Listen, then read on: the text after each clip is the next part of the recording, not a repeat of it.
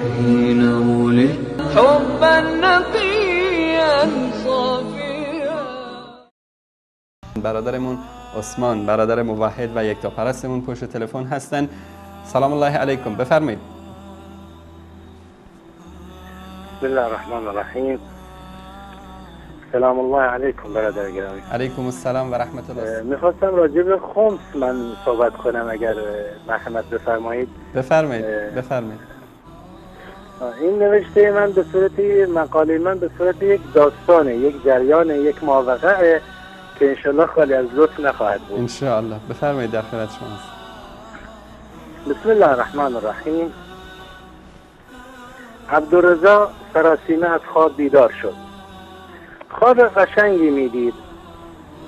خواب پسرک کفشدوز و دختر شاه تریون، خواب شاهزاده و گدا، خواب کوزت، ژان والژان، بینوایان. نمیدونم، هنوز حلاوت آن رؤیا بر لبهایش شکفته بود. وقتی به خود اومد که دیگر خواب نیست، آه داغی از دلش کشید، سراغ مادرش رو گرفت. رفت و دید همان مادر و همان بیماری و همان وضع سرسام‌آور خراب زندگی تکانی نخورده. بدون اینکه علت و معلولی سوال کند ساعتش را نگاه کرد. از وقت گذشته بود. آشفته و هلهلکی لباس کار پوشید و روانه شد. او را هر روز می دیدم. همه بازار جریان مادرش را می دانستند. آن روز ظهر قبل از تایم عبدالرضا می خواست بره خونه. گفتم امروز زود میری؟ گفت کار دارم، میخوام برم دفتر آیت الله سیستانی. گفتم برای چی؟ گفت میخوام برم خمس مالمون و سهم بابامو بدم.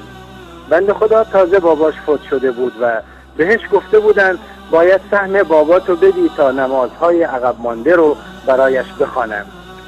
گفتم خمس چیه؟ سهم کدومه؟ نه درگیر غزوه‌ای شدیم نه سهمی در قرآن قید شده. این کارو نکن، تو بیشتر به این پول احتیاج داری. عبدالرضا حرمتها را شکست و به من گفت شیطان، وهابی ها تو گوشت خوندن، میخوای منو منحرف کنی؟ بعد هم ول کرد و رفت. فردای اون روز او را دیدم و به من گفت ببخشید، قصدم این نبود که تو شیطانی، فقط من از حرفات میترسم، من نمیتونم اهل بیتو ول کنم.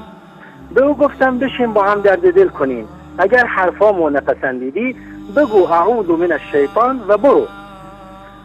به او گفتم برادر عزیز، تا حالا صدای آقای سیستانی را به گوش خود شنیده ای؟ گفت نه، دفتردار ایشان مسائل را به تابعینش ابلاغ می کند. گفتم ایشان عربی را درست تلفظ نمی کند، چرا تا حالا نوت صدایش را کسی نشنیده؟ این آقا نمی تواند قرآن بخواند، فقیهی که تا حالا قرآن نخونده. میدونی به اسم عمل دیسک کمر به انگلستان رفت و در آنجا در قبال میلیون‌ها دلار خون عراقی ها را به اجنبی ها فروخت. آخرین چه دیسک کمری است که 3 روزه برگشت و صاف صاف هم راه میرفت. اینها دروغ میگویند، مثل پینوکیو دروغ‌های شاخدار میگویند، ولی دماغاشون رو جراحی میکنند. اینها اگر قرآن هم بخوانی برایت پاپوش درست میکنند، میگویند ببین با خدا رابطه داره. گفتم عبدالرضا جان، میدونی شهر الصهرین یعنی چی؟ خیابانی است در انگلستان که کل خیابان با تمام املاک و امکاناتش متعلق به 2 داماد جناب سیستانی است. اینها این پول را از کجا آورده اند؟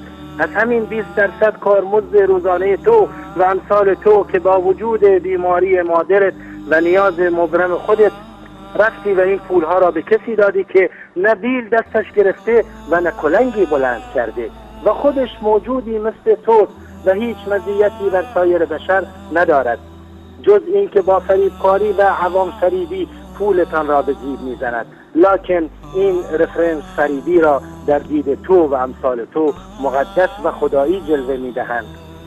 خمس مختص فقیر است نه فقیه، اما به غلط فقارت را بایکوت کرده و خود یک کتاز میدان نیرنگ و کلک و حق بازی شده. چرا شما را به قبر پرستی دعوت میکنند؟ تا برای خودشان قدیسیت بسازند و حتی اگر بمیرند قبرشان را زیارتگاه و بارگاه کنند که نسلا در نسل این کارخانه پولسازی و ثروت اندوزی نصیب خانواده هایشان شود. برادر عزیزم، سهم بابام چیه؟ اگر پدر گرامی و بزرگوار شما نماز نخونده یا روزه نگرفته و با مقداری پول بتوان این کمبود را پر کرد، خب به طبع همه نه خداپرستی میکردن، نه نماز میخوندن و نه فرایض به جا می آوردن. قبل از مرگ مقداری پول ودیعه میگذاشتن و با پول نماز و روزه و فرایض عقب مانده تلافی میشد. اینها توهین به رب العالمین است، توهین به ذات اقدس الهی که بخواهد نماز و روزه نخوانده و نگرفته شما را در مقابل پرداخت پول قبول کند. اینها تلاعب با احساسات شما برای چپاول پول شماست. اگر تو این پولها را ندی، من این پولها را ندم، اینها چه کار میکردن؟ میرفتن کشاورزی میکردن؟ میرفتن تجارت میکردن؟ نه بابا جان، کاسب دست میرفتن سر چهارراها گدایی میکردن. تا حالا نشنیدی که از رادیوهاشون قرآن را با صدای اهل سنت پخش میکنن، با صدای سعد القامدی، با صدای شیخ ماهر؟ چون تو اینها رو نمیشناسی، فکر میکنی این قاریان زیبای قرآن از خودشونن. نه عزیز من، اینها در طول تاریخشان هیچ خدمتی نه به بشریت و نه به اسلام کردند. اینها فیگور خوش صدایی خواندن قرآن را با اهل سنت میگیرند. اینها میخواهند تو و امثال تو را گول بزنند، آنگونه که ما را فریفتند. این صدای طنین انداز زیبای قرآن مال اهل سنت است. اگر دقت کنی وقتی قرائت قرآن تمام می شود صدای دیگری می گذارند که بگوید صدق الله العلی العظیم. این اگر تدلیس نباشد پس چیست؟ قاری که سنی بود، از لحاظ ما این فرق و آن فرق هم ندارد، لیکن از نظر این فتنگران فرق بسیار دارد. جالب این که تو همین رادیوهاشون برای امام رضا شعر میخونند، شعری کفرآمیز، میگویند بر ما نظری کن که در این شهر غریبیم. امام رضا که خودش غریبه است، غریبه‌ای که غریبان را در میابد. فکر کن برادرم. طفلک عبدالرضا ساکت بود، حرف نمیزد. فکر خیره کننده‌ای مشغولش کرده بود. سرش را به آرامی تکان میداد. ناخودآگاه بلند شد و بدون آنکه خداحافظی کند رفت. من ماندم و حسرت داغی که بر این بشر و امثالش میکشیدم. هرچند تشیع به همراه سنی شدن ما را ناکار کرده بود، لیکن با چند نفر از دوستان هم فکر نشستیم. گفتم یا اخوان، دست ما کوتاه و خرما بر نخیل. محبت‌های مادر عبدالرضا را که فراموش نکرده اید، مادر آن کوچه های قدیم با آن لبخندهای قشنگ، اون نان داغ تنوری و دوغ و کره مشک. حالا ایشان بیمارند و باید کمکش کنیم. توافق کردیم پولی جمع شود که خرج عمل ایشان تهیه شود. به هر حال پولی جمع شد و به نزد دکترش رفتیم. ایشان بدون تعارف گفت 3 میلیون تومان. گفتم اگر مقدور است تخفیف بدید و بعد ماجرا را شرح دادم. دکتر گفت همشو بیمارستان میبره، درصد کمی به من تعلق میگیره. میدونستم دروغ میگه، نخواستم سوگندنامه بغرات را به یادش بیاورم. بهبودی مادر عبدالرضا برامون مهم بود. به هر حال پول را واریز کردیم و قرار شد فردا ساعت 2 بعد از ظهر ایشان را عمل کنند. من خستم بود، رفتم خونه بخوابم. بعد از ظهر راهی بیمارستان شدم. از دور شیون و زاری و گریه میشنیدم. نزدیکتر شدم. بله درست حد زدی، مادر عبدالرضا دار فانی را وداع گفته بود. عملی ناموفق ایشان را به کام مرگ برد. میدانستم مرگ حق است، لکن از این جامعه خشن حرصم گرفته بود. میخواستم برم سراغ پولها را از دکتر بگیرم، اما میدونستم به سرنوشت خمس دچار شدن. هوا گرگومی شده بود. دمدمای غروب افسرده و ناراحت راهی خونه شدم. داشتم وضو میگرفتم که نماز مغرب رو بخونم. در زده شد. رفتم در را باز کنم. گفتم کیه؟ گفت منم، عبدالرضا. در را باز کردم. صورتش نورانی بود. چهرهش برق میزد. عطوفت و حلاوت خاصی داشت.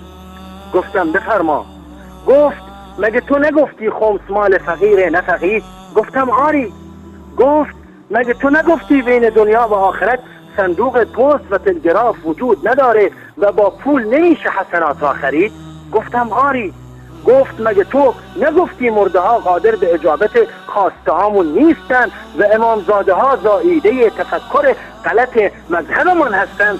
گفتم بله. گفت اشهد ان لا اله الا الله و اشهد ان محمد رسول الله. از این به بعد منو عبدالله صدا کن. او را در آغوش گرفتم، برادرانه بغلش کردم، نیمچه اشکی بر گونه هایم جاری شد. به او گفتم عبدالله بیا تو با هم نماز مغرب را بخوانیم.